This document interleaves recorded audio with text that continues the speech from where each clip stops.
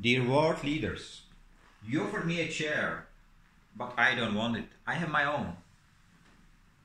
I built it with my own hands. And now I would like to ask you to do the same.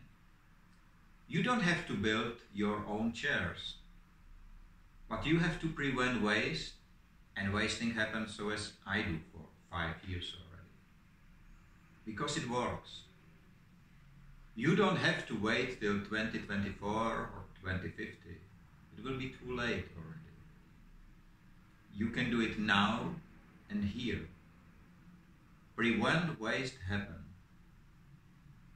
And prove that you are the true leaders of your nations. If you don't know how to, please Google my name or contact me.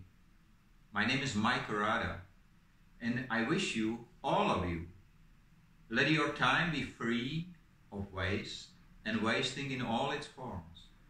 And if you need a chair, please, you are welcome. I would like to see you here. Have a nice day. Have a nice time.